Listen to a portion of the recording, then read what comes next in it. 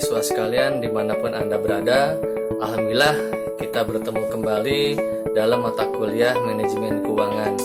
Perlu diingatkan bahwasanya manajemen keuangan itu adalah kumpulan seni atau ilmu tentang perencanaan, pengorganisasian, pelaksanaan, dan pengawasan fungsi-fungsi keuangan dalam rangka mencapai tujuan suatu organisasi atau tujuan perusahaan. Banyak alat-alat yang digunakan dalam manajemen keuangan. Salah satunya adalah yang akan saya sampaikan hari ini, yaitu terkait dengan analisis common size. Analisis common size itu apa? Analisis common size adalah analisis tentang laporan keuangan, baik laporan keuangan neraca maupun laporan keuangan laba rugi, di mana angka-angka yang terdapat dalam laporan tersebut itu dijadikan sebagai prosentase atau dijadikan sebagai common base atau dijadikan sebagai nilai dasar, ya.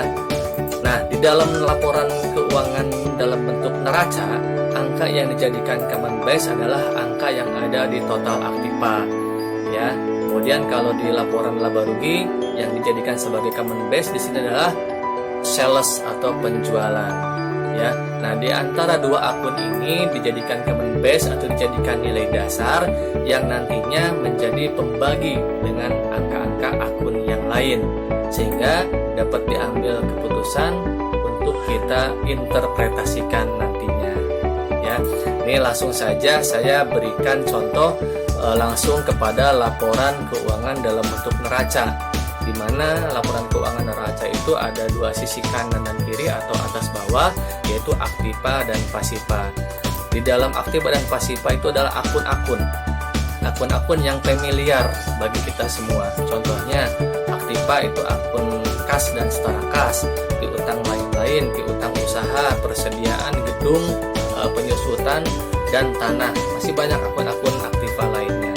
Lalu di sisi pasiva ada utang lancar, kemudian utang jangka panjang, modal, dan equity, dan laba ditahan tentunya.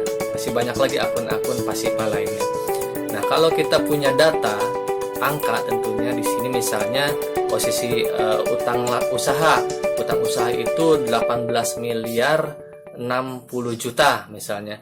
Kemudian utang lain-lain 7 miliar 980 juta. Kemudian utang bank, utang pajak, dan seterusnya, sehingga dapat diperoleh total pasiva di sini 408 miliar 220 juta. Kemudian di sisi aktiva kita mempunyai data misalnya kas dan setara kas itu 18 miliar 940 juta, kemudian piutang usaha 7 miliar 840 juta sampai dengan ke bawah seterusnya, sehingga dapat kita peroleh bahwa total aktiva itu 408 miliar 220 juta rupiah. Lalu bagaimana cara kita menganalisis menggunakan common size? Seperti yang saya bilang tadi, untuk menjadikan analisis common size itu adalah kita jadikan total aktiva sebagai common base, jadikan total aktiva sebagai nilai dasar. Bagaimana cara perhitungannya? Yaitu dengan cara membagikan akun-akun itu dibagi ke total aktiva. Contohnya kas dan setara kas 18 miliar 940 juta dibagi total aktiva 408 miliar 222 juta, ya. Kemudian piutang usaha 7 miliar 810 juta dibagi 408 miliar 220 juta, ya. Kalau kita lihat hasil perolehannya di sini untuk kas dan setara kas itu 4,64%, ya, bukan dalam bentuk uang tapi dalam bentuk persentase seperti yang saya bilang tadi. Kemudian piutang usaha 1,92%, sehingga kalau kita jumlah totalnya untuk total aktiva itu adalah 100%. Begitu juga dengan sisi pasiva.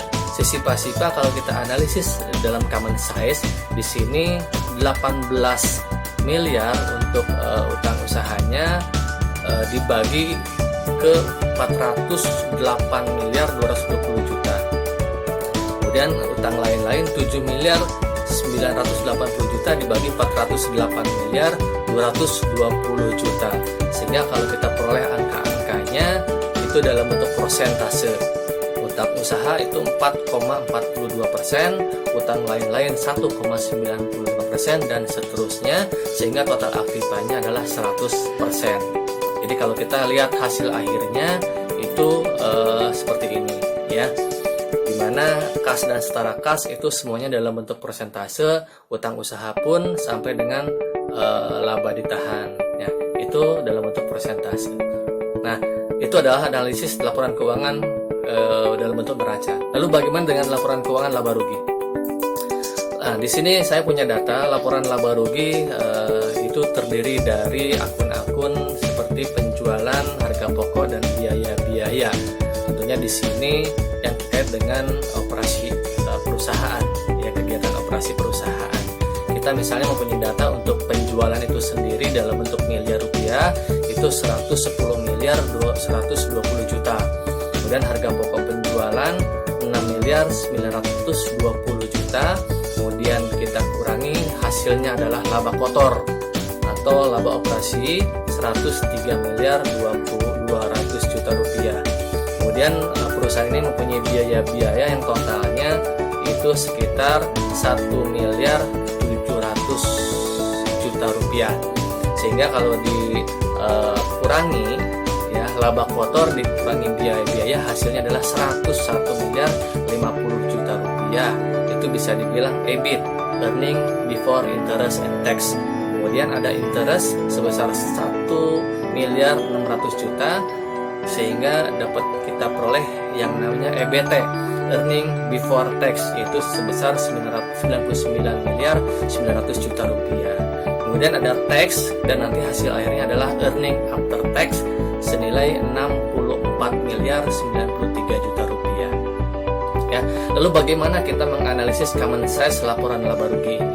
Seperti yang saya bilang sebelumnya, untuk menganalisis common size laporan laba rugi itu menjadikan sales ini yang di atas itu menjadikan penjualan itu sebagai common base, sebagai nilai dasar ya, yaitu dengan cara membagikan setiap akunnya ke dalam penjualan ya. Misalnya harga pokok penjualan dibagi penjualan 6 miliar 920 juta dibagi 110 juta, yang hasilnya adalah 6,29%.